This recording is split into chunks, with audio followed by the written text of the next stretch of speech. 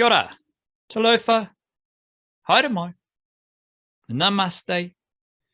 Welcome to another episode of the Niche Cache Variety Show. And we are definitely tapping into the funky variety for this week's show. We've got some Blackcaps, football, Stephen Adams, cricket, everything that we find funkadelic and fun in Kiwi sports from the past weekend or so. Prior to this, we have recorded the Patreon podcast where we went a bit deeper into the Wellington Phoenix men and women. First ever Wellington Phoenix women's game on last Friday night. So spun a few yarns about the Wellington Phoenix men and women, as well as a full Blackcaps test loss review and a test series review and just general Blackcaps chit chat. So we've added the Wellington Phoenix chat to our Patreon podcast menu every week, as long as they're a funky little story to tell. And we're always talking about Kiwi cricket on the Patreon podcast as well. So if you are already a Patreon supporter of the Niche Cache, head on over to patreon.com/our Niche Cache and you'll find all the extra podcasts there. And we appreciate your support in keeping some gas in our tanks and kai in our bellies. And if you do appreciate the Niche Cache, if you do want to support us in our mission to broadcast Aotearoa sporting excellence, join the Patreon whānau, patreon.com/our Niche Cache, and you'll get extra podcasts there. And there's definitely going to be Wellington Phoenix. There's definitely going to be Kiwi cricket. Otherwise, it's just an extra podcast for your perusal at your leisure. Every Monday and Friday, we deliver an email banger via Substack. You go to thenichecache.substack.com, sign up, whack in your email address, and every Monday and Friday, you get an inbox hitter straight from the Niche Cache to you every Monday and Friday evening. Always just Kiwi sports yarns. We're obviously Kiwi sports centric at the Niche Cache, and that's what you can expect on the Patreon podcast. That's what you can expect in our twice a week email delivery. You get all the regular Niche Cache content as well as extra yarns that we type up just for the email. And we are always covering Aotearoa sports in greater blog depth at the niche-cache.com. So hit up all of those things. Those things all help us out greatly, as well as your support and appreciation of the podcast. May the good karma, may the positive energy and mana and vibrations flow between us, I think. Maybe just between us. How about that? Wildcard, can you please start us off with a bit of mindfulness just to do whatever the fuck it's here to do? Let's do that. The actual mindfulness is the last line of a poem that I heard on a podcast that was actually talking about the dude who translated it rather than the dude who wrote it. But the poem's like 5 sentences long, so I'm like, well, I might as well, instead of just taking the last line out of context, might as well just read the whole damn thing. So this is a poem by a guy called Antonio Machado, who's a Spanish poet from the, I don't know much about him, but I did do a quick Wikipedia search when I heard the thing. I think 19th century operating in, maybe very early 20th century. It's called The Wind One Brilliant Day, and it goes, "The wind one brilliant day called to my soul with an odor of jasmine. Quote, in return for the odor of my jasmine, I'd like all the odor of your roses. I have no roses. All the flowers in my garden are dead. Well, then I'll take the withered petals and the yellow leaves and the waters of the fountain. The wind laughed and I wept, and I said to myself, what have you done with the garden that was entrusted you?"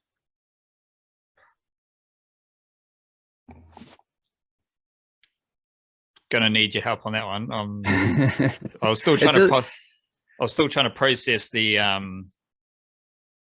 structure and the words used and all the. Yeah, I know it's a little bit tricky one to read because it's like it starts with the first and the last thing of the guy talking to himself, but then the middle is like a conversation with the wind, which I don't know if it comes off as like the wind says, in return for the odor of my jasmine, I'd like all the odor of your roses. And then the guy responds, I can't, my roses are all dead. Then the wind says, well, I'll just take the withered petals, yellow leaves, and waters from the fountain. And then the guy cries because he's like, what have you done with the garden that was entrusted to you? Which was the line I wanted to take, but then I was like, well, I'll put it in the full context. So as far as I can read it, the guy is out for a wander, smells this beautiful odor of jasmine on the air. And then the wind basically starts chatting to him and says like, well, I've just given you this gift. What do you have for me in return? And the guy realizes he has nothing in return because he's only been taking from nature. He has not been giving to nature. And he's left the garden that was entrusted to him to wither away, withered petals, yellow leaves. It's all he's got left. He was given, he was taken, but he wasn't given back in return. And he understood that and felt the shame. We're all familiar with the give and take relationship, or just we've all heard give and take at some point in our like regular existence. But I think that's an easy way to just fix things, right? Like as soon as you're aware of how much you are taking and how everything is about you and what you're taking from that conversation, what you're taking from that situation, what you're taking from your day, you can kind of fix everything by giving.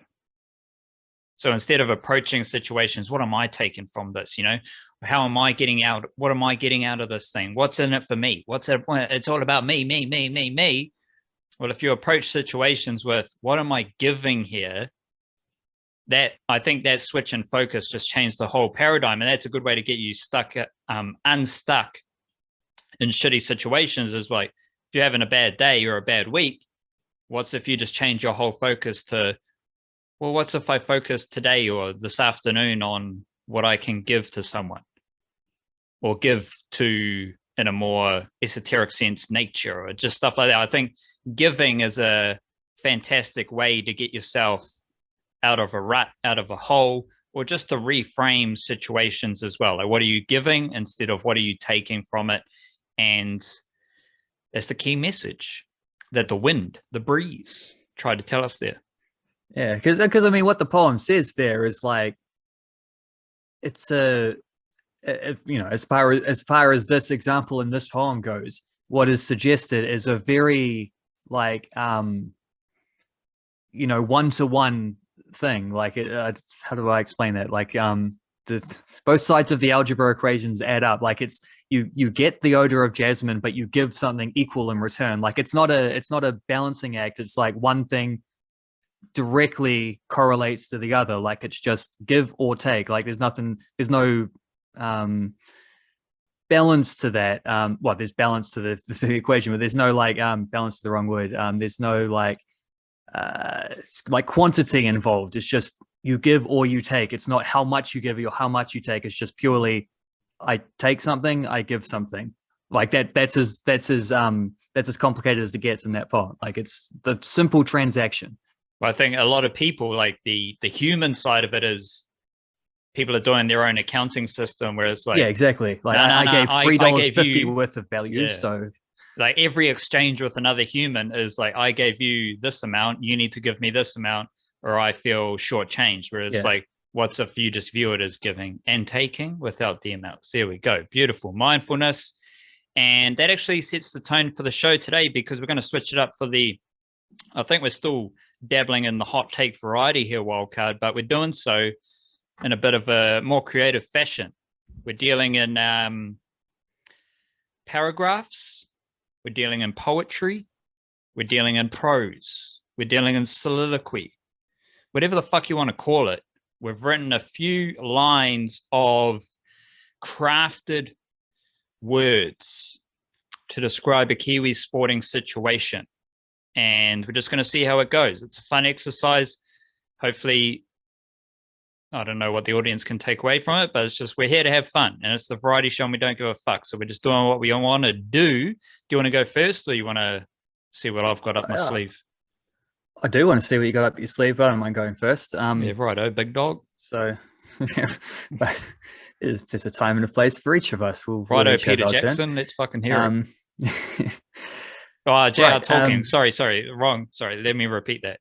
Rewind. Right, J.R. Tolkien. There you go. Because Peter Jackson doesn't write shit. He makes movies, right? Like it's Tolkien's the author. Yeah, right. Adaptations. Yeah. Sorry, that didn't sound very funny at all. I thought you were just saying Peter Jackson makes movies that are really long, but Anyway, yeah, see how this goes. Like, how do you introduce a poem thing? Just get started. Let's just get started. Right. The fruit on the branch, the berries on the vine, the goodness that grows up out of the earth. There is a season for all, and seasons come and go and come again. Human frailty is undefeated. Human resilience is too. We make allowances for potential, enchanted by the empty page and all that's still unwritten, yet we're quick to close the book in expectation of the ending. Just because Ross Taylor had a couple bad innings in India does not mean he's washed up or that retirement is looming. Things do get better. You actually went full Tolkien-esque with that. It was very mythical. Very, yeah. Tried to play up the natural thing. Yeah, nice. I like it. You can see the poem I quoted at the start was, probably a little bit of an influence on that. You just like bit off some ancient poem about nature, and then you just tried to incorporate Ross Taylor into it. So, but at first time, that's all good. My turn. We've got Brad Riddell traded blows with a friend turned foe until a third round spinny kick finished him. Blackcaps, Ajaz Patel toiled slow until a Mumbai spinny pitch finished them. Contenders knocked out, their mana in no doubt. There we go. Nicely done. Yeah, nice. The old rhyme structure too, the little secondary thing too with the spinny bits. I like that. I like that very much. Yeah, we've actually got very different styles, and I think those two poems incorporate different styles. Like I used glorious English such as spinny kick, and just stuff like that. And you went a slightly more elegant route, but we definitely made some points there. You're saying Ross Taylor, no dramas, tough series, move on. I'm saying Brad Riddell lost, Blackcaps lost, but there's no shame in those defeats. I actually found the similarities between Brad Riddell and the Blackcaps kind of similar. Like Brad Riddell just got fucked up, and so let's be honest, the Blackcaps kind of got fucked up as well. So yeah. Any last word on that segment? Oh, just like because there was a little bit more I was going to try and write, and then I was like, nah, keep it like keep it sort of like a little more vague, just so that people can pick up suggestions and stuff. But like I was going to go into like a wider thing of just whenever sportsmen get to the age of like, within a few years of retirement age, and they have one bad series, suddenly it's like, oh well, they're done. Like there's no coming back from this. And I've been hearing this about Tom Brady for literally 10 years. So just goes to show sometimes even older players can have bad series now and then as well, bad games. It doesn't mean that they're washed up. I think for a cover image or something I wrote, like within the last few months, I think I referenced Ross Taylor, Laturu Taylor as the Samoan Tom Brady. So I'm definitely of the belief that Laturu can kick on into his latter years. Vitamin statistic here, wildcard, where we break down one key statistic or some numeros to help us understand something about Aotearoa sport. What have you got? Yeah, get this. Steven Adams has won this season anyway, has won 24 of the 29 jump balls that he's gone up for a success rate of 83%. Obviously, two fellas go up for every jump ball. So there's like, by definition, the league average is 50%. That is like, of all the guys who like full-time are going up for those opening tip-offs and it's almost all opening tip-offs. Of all the guys who are like going up for that full time, so people with at least 6 attempts, he has the best rate. He has the most that he's gathered, and he has also like the best average. He's actually won 9 in a row, which could be 10 in a row by the time this podcast comes out. Probably will be based on his current trends. And this is in a sport which, can often come down to the last shot of the game. So getting that first possession, could be a sneaky important thing. And also, in related news, just had 8 offensive rebounds in a game against Dallas the other day, which is tied for third most in a game by anyone this season. It's actually the third time he's done that as well. Third time he's had 8 offensive rebounds in a game this season. Maybe next time try get a 9th one as well. But so it goes. Only Clint Capella is averaging more offensive rebounds per game But Clint Capella is playing 5 minutes more per game as well. So you switch it to offensive rebound percentage. Steven Adams, 15.8%. Clint Capella, 14.7%. So not only is Steven Adams the best tip ball winner in the NBA, he's also the best in terms of offensive rebound percentage as well. So there you go. Not one of the best, but the best. Just a Kiwi lad. That's it. Leading a couple NBA statistics. I mean, this isn't like a difficult one. I'm going Ajaz Patel. Ajaz Patel, as we all know, took 10 wickets in a innings against India, hometown hero from West Auckland. I was thinking about it, he's the West Auckland Prince of Mumbai. Because you can't, sure, a lot of lads, big dogs, rich and famous in the Mumbai Bollywood scene, they might lay claim to being the Prince of Mumbai. Like in a city where there's millions of people, I'm sure some lad in Mumbai thinks he's the Prince of Mumbai. None of those dudes are from West Auckland, like Ajaz Patel. So Ajaz Patel, he's the West Auckland Prince of Mumbai, and he took 14 wickets in the second test against India and finished with 17 wickets in the whole series.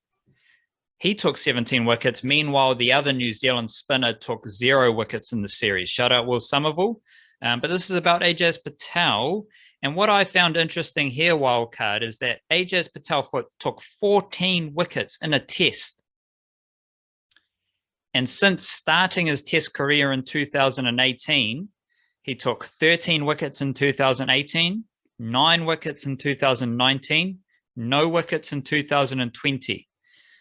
So he took more wickets in the second test against India than he has in any of the previous 3 calendar years, which is pretty ridiculous, pretty bonkers, as you would expect with someone who just took 10 wickets in a game. Shout out to the West Auckland Prince of Mumbai, Ajaz Patel. Deep in the mangroves here, Wildcard. What do you got? Got some National League South Central Series football here, because there was an absolute classic finish on the weekend between the Canterbury Pride and Capital Football in the women's competition. So the Cantabs had lost their first 2 games of the season. This is like team who's won, I think, three titles in a row. They're like the dynasty of women's regional football. But they lost their first 2 games of this series. One of those games was to Capital, who then later lost to Southern, but then won the rematch a week later, 3-0 to overcome that. So Capital were up 2-1 with quarter of an hour left. Una Foyle makes an insane save with her leg, 1-on-1 against Kaylee Ward, who was on a hat-trick, one of the best goal scorers in the competition, and then Foyle somehow sticks a leg out to deny that one. Would have made it 3-1, instead keeps her team in the game. Fast forward to the 85th minute, where Anneli Longo scores the second of the day for her, 3 braces in a row. She's 6 goals in the last 3 games. She's like probably cruising towards an MVP trophy the way things are going. But bit of a weird goal where there was like a cross and then a header off a defender, looped onto the crossbar and then fell at Longo's feet, just following it up. Right place, right time. That made it 2-2, but however, 2-2 wasn't enough for Canterbury. They needed to overcome the loss earlier in the season against the same opposition. So Longo lines up a free kick in stoppage time, right on the edge of the box. Shoots, hits the wall. Capital almost counter away. They had like 3 or 4 players ready to go, and with Canterbury committing players forward, Longo's able to step in, win the ball, also win another free kick in the same position. Low-key crucial for stopping the counter-attack, but also for winning that free kick. However, if she doesn't take the second one, she leaves it to 16-year-old Chiara Bocelli.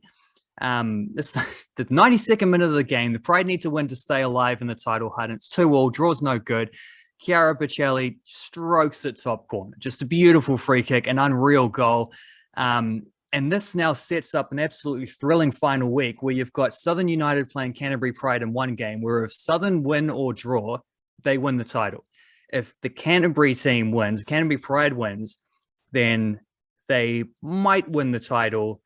They will win the title unless the following day Capital come out and overtake them by beating Central by 4 goals more than whatever Canterbury wins by against Southern. So for reference, Canterbury beat Central 5-0 on 2 different occasions when they played them each time. So that's legitimately doable. So that's an insane way that one's going to finish. 3 teams separated by 3 points going into the last round. Meanwhile, in the men's draw, just a small matter of Wellington Olympic versus Miramar Rangers, the 2 teams that scrapped it out for the Central League. In the, earlier on in the season, last time they played in this competition was a 4-4 draw in which there were about 6 goals in the last 6 minutes or something crazy. The final week of Kiwi footy for 2021 is bound to be a cracker. Big up the South Central series, obviously impacted by a lack of other teams from around Aotearoa. That's why it's called the South Central series. And I've got a similar angle with the Otago Sparks from Deep in the Mangroves, because last season in the Halliburton Johnston Shield, which is the New Zealand women's one-day competition, and the Super Smash, Otago Sparks won 3 games and they lost 17 games. This season, across both competitions, they have won 5 games, lost 1 game, and there's a couple rained out games as well. So they are 5-1 compared to 3-17. Of course, we need some context. So we have to understand that there's no Auckland Hearts.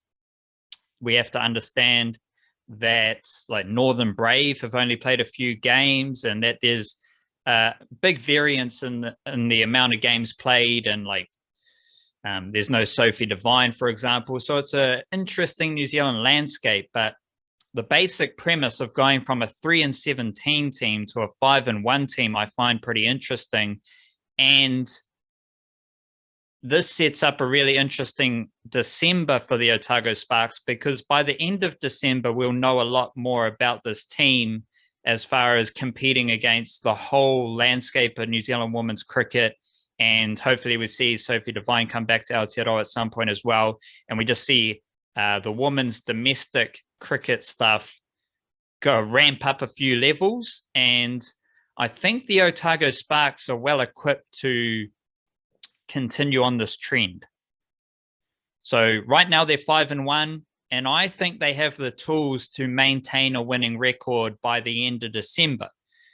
And I think they're just one of the most funkiest, most fun teams in New Zealand cricket right now. I reckon they've got the 3 best batters in Aotearoa: Susie Bates, Kate Ibrahim, Katie Martin. Obviously, there's fantastic batters all around: Amelia Kerr, Amy Satterthwaite, whoever else. But as far as putting together the 3 best batters in Aotearoa women's cricket, I think Otago Sparks have that. And I think they have the best concentration of young woman talent in New Zealand cricket as well. Sophie Oldershaw is listed as a leggy, but she kind of bowls more off spin or wrongies than leggies. But she's a young spinner. She's a young wrist spinner. Eden Carson, young off spinner. Molly Lowe, young seamer who bowls outswing. Emma Black, young seamer who bowls inswing. And along with the likes of, there's a Lamplow, and you've got Blakely as well. Polly Inglis opens the batting as well. These players are all among the best performers in this. I don't know what the South Central Series equivalent is for women's cricket, because the competition is decreased a wee bit. But the young Otago Sparks are all among the best bowlers and batters in the competition so far, or across both competitions so far. And they have made massive improvements from last season. So you've got straight up 3 of the best cricketers, because Kate Ibrahim bowls as well. Katie Martin's a wicketkeeper and commentator and personality, and Susie Bates is just a pure champion. You got 3 of the best cricketers in Aotearoa in Otago Sparks. And also, as a point I've been hammering home for the last few months, Otago Sparks have the best group of young cricketers in Aotearoa, straight up and down. And that package makes for a really fun team. And it also leads me to believe that regardless of how the New Zealand women's cricket landscape washes out over the next few weeks, I think the Otago Sparks can maintain a winning record from being 5-1 right now. So we'll keep an eye on that one. We'll see how that goes at the end of December.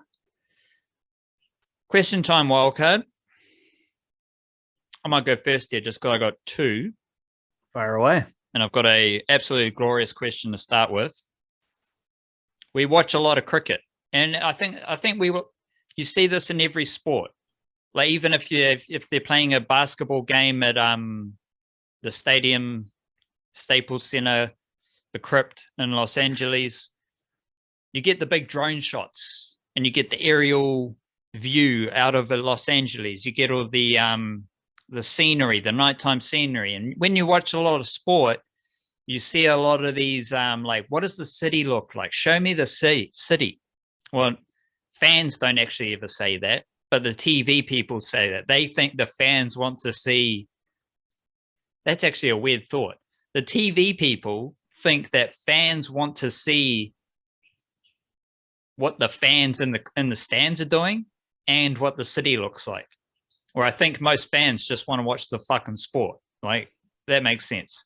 However, heavy sports watchers will understand the landscape, the panoramic views that are very heavily prevalent in sports broadcasting. And I saw a lot of Mumbai, wildcard, over the last week or so. Saw a lot of Mumbai. Saw the ocean, saw the skyline, not quite the hazy sunshine that we saw up in Kanpur for the Blackcaps' first test. And I want your honest opinion here, wildcard. What would you rank Mumbai out of 10 in the scenery and the vibe department? Like, obviously, we didn't get down there on the streets in our panoramic drone shots that we got from India. But I'm curious, just as the bird's eye view, the shots of the beautiful ocean next to the city, what would you rank Mumbai out of 10 for just the look? And I think if we're using that, maybe 10 out of 10, we're dealing with like cricket game in Queenstown. We're dealing with a cricket game in Alexandria where this never happens because the Blackcaps don't play there. But if you're going to play in Queenstown, you'd have the drone shots. You get it in Nelson a bit when they're playing Nelson. The camera pans out and you got the beautiful mountains, all the scenery, and you kind of forget, wait, there's a cricket game being played. So if we've got Queenstown as a 10 out of 10, landscape, scenery, vibe, what is Mumbai to you? I think Bay Oval gets a lot of good stuff there. Mount Maunganui right there, beach, right on the beach. They'd be up nice and high. They play to Auckland as well, because you only need to like go up and you've got ocean views everywhere. So Auckland's pretty high up there as well. Yep, I would say I'd get, I think Mumbai would be somewhere like a 6. Definitely better than average. There's some nice, the Ganges River is right near around there as well. It's a big established city too, so it doesn't look like it's just been painted on, which like honestly is kind of how it felt for some of the, like, because it's sort of like everything you're saying about like this type of like broadcasting track. You see, I mean, half the time when like they do it in Queenstown, I'm sure it's just sponsored by the like local council or something. It's like sneak some stuff, and we host the event, so you give us a bit of a touristy plug at the same time. Plus, also it just looks cool if that's the case. So sweet as, fair enough. If it's poetic looking, then chuck it on the screen. But you get used to it, and like you get used to anything that just gets repeated. But then when something comes out of the box a little bit, that's when it becomes a little stark. And when they were playing in the UAE, there were some like, or they were like these exact same like drone shots of the stadium and looking at the surrounding things, and it was just like motorway. Like it's just motorway going up and down, and like some of it was fun because I'd watch like a car cut in front of another one real late. It was like, bro, you got 6 lanes to work with here, man. You don't need to be so aggressive. But yeah, it's not pretty. You're just looking at concrete. Mumbai, as one of the older cities, I would imagine in India, certainly one of the biggest cities. It's like you can get a little bit of a not a whole lot from just looking around the surrounding area of a cricket ground, a little bit of a feel for like the history and the culture of a place as well. So I thought it was quite high on that list. I'd go a 6 out of 10, not up there with Bay Oval, but better than better than what we saw in the UAE at the 2020 World Cup. No ocean around Mumbai. Is it the Ganges River? It's the Ganges River. Yeah. Right. Sorry, which is like that you often find not ancient, but the older established cities are often built on rivers because you got to get your water from somewhere. Makes sense. Half of England is built along rivers as well. I would have preferred if it was by an ocean. That would have gone from like 6 to that could have taken 7. up to 7, like ocean side. But rivers are okay. I'd rather be in a river. That's the thing about Bay Oval is you got a mountain and a beach. Yes. How good's that? Definitely I'd prefer to be in a river in New Zealand. That's for sure. Your question. My question. So the Blackcaps have, like, going back even before that T20 World Cup, the Blackcaps have been on tour, not necessarily the same dudes, rotating casts along the way, but basically on tour for like, I don't know, fucking 3 months or something. It feels like there was a tour in Bangladesh, there's some stuff in Pakistan that didn't happen. T20 World Cup, the 2020 and a test series in India finally finished. Fellas all heading home. My question is, who would you say is the dude who like upped their stocks over the course of this whole thing? So you've got a wide berth to choose from. Who would you say is the dude who upped their stocks the most? And one exception is you're not allowed to say Ajaz Patel because that's too obvious. And also, I don't know that it's true. I think if we take in the whole last 2 months, maybe, and some of that Bangladesh stuff, although I won't because I'm going to say Daryl Mitchell. And if we think about prior to the T20 World Cup, Daryl Mitchell wasn't a factor. And then everyone's surprised when he opens in the T20 World Cup and he goes all right. And then we come into doesn't do anything in the first test, and he's selected to bat number 3 in the second test, replacing Kane Williamson, and gave a pretty fair account of himself. And if we think about what Daryl Mitchell's done early in his international career, like he scored runs on test debut in Hamilton. He's been, like, since then, he's been fantastic. He was fantastic last summer moving to Canterbury in all formats. And then we come into this year, I think he solidified himself. I don't know how much white ball cricket he played last summer, but he put himself in a good position where coming into the T20 World Cup, someone viewed him favorably enough to put him into open. And also, like, he played T20 Blast. That's a factor. So he's kind of been on a nice building crescendo. Like he's been building momentum and tempo to this last 2 months where really good T20 World Cup as a surprise opener and gave a fair account of himself in his first test ever in India.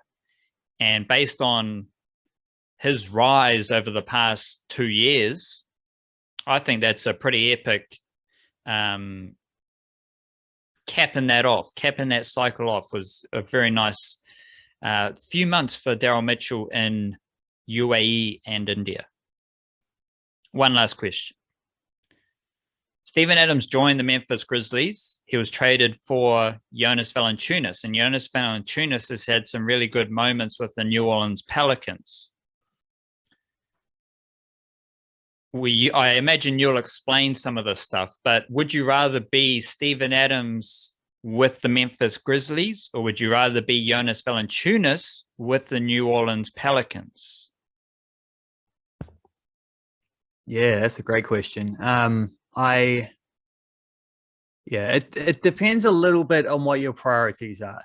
Because if you're just looking at the better player, it's Jonas Valanciunas all day long. He already had the more sort of like varied offensive skill set, little bit worse of a defender probably, but just as good of a rebounder, and a good, like I say, like a good scorer, a good, nice, not a massive amount of variety to his offensive game, but a great player in the low post. He can, hit his jump shots and everything like that, score in a couple different ways, as well as attacking the rim for those boards and second chance points. Great, great option to have, like a commanding presence of a starting center, more so than what you'd say about Steven Adams. But then since he's gone to New Orleans, he's taken that even further, because now he's gone from being like a guy who might be able to shoot the odd 3-pointer, but is shooting like less than one attempt per game, to now he's shooting like 3 a game or something like that, and he's shooting them at like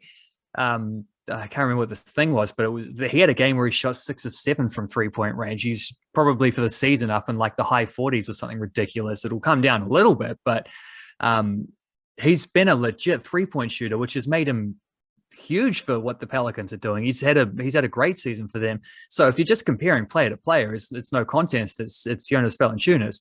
However, Valanciunas is doing a lot of that with Zion Williamson out injured.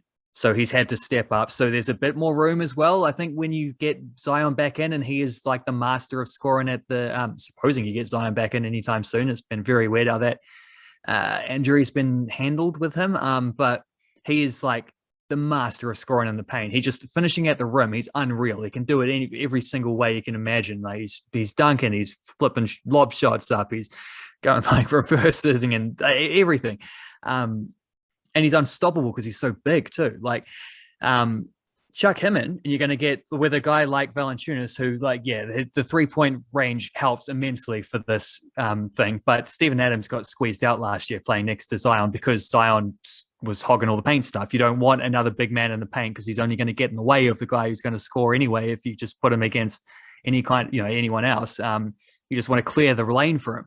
So things will get a little bit friskier with Jonas. And it's not just that, it's also he's going to have to share some shots with Zion when you get another big offensive guy in there.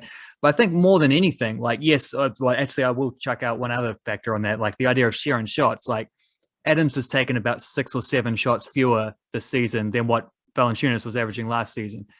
That's not a bad thing. That's actually the exact purpose of the trade, is because those 7 shots that are not being taken by the starting center, they get to be taken by Ja Morant. They get to be taken by Dylan Brooks, by Desmond Bane, by Kyle Anderson, guys like this. They get to take those extra shots. They're good shooters. Like that's a boost for the team. So that's part of the purpose as well. Like the fact that Adams is scoring less and taking fewer shots is kind of the whole idea. But there's a simple answer to this, which is that, like, take a peek at the NBA standings. And where are we? Western Conference, Memphis Grizzlies, 13-10, sitting 4th. Just won 4 games in a row without Ja Morant, by the way. Compare that to the New Orleans Pelicans, 15th, last in the conference, 7-19 record. I think it's as simple as that. There are a lot of other ways in which there's this weird kind of balance, like a fascinating balance between Adams and Valanciunas, where one is clearly a better player, but one's also maybe the role is supposed to be less intensive and whatever, and to facilitate other guys, which is where you chuck in Adams's career high assist rate that he's on at the moment. But pure and simply, one team is winning winning more games than they're losing, and the other team is like winning maybe 1 in every 4 games, and that's after having had a nice little turn and a couple good results recently.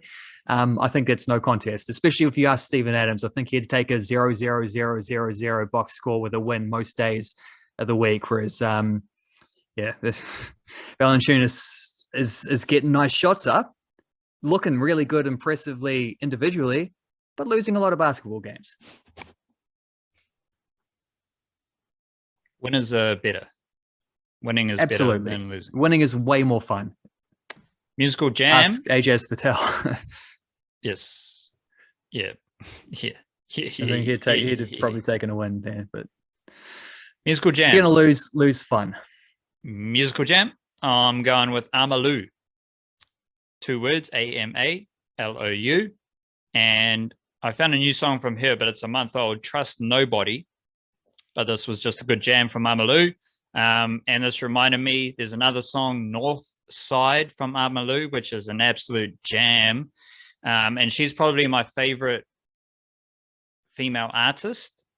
And if you go Amalu on YouTube, there's a couple of live performances of her recent releases with a band and everything, shot in a very, fashionable way. And it's just good music. Just good, beautiful music all round. Shout out to Amalu. What do you got for Musical Jam?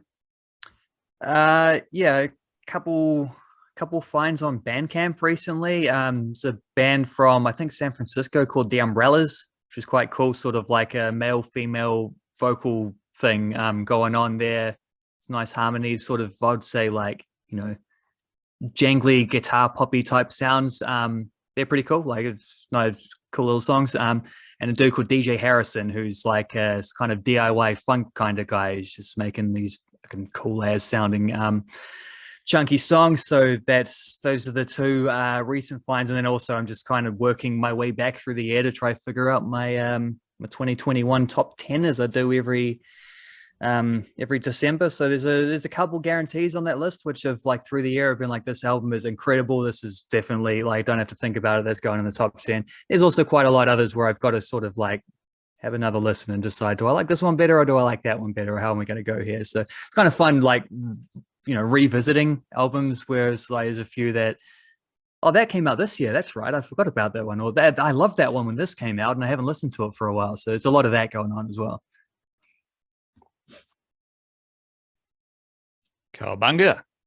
We'll wrap up the variety show there, and we'll be back on Thursday for another episode of the Niche Cast. So stay tuned for that. There will be live Thursday evening and ready for your Friday as well if you love podcasts. So be nice to each other. Stay beautiful. Raise your mana. And a bit of cheers. Just sprinkle a bit of cheers around with the Christmas spirit. Bit of pepper, bit of salt, and a bit of cheer. Cheer, cheer.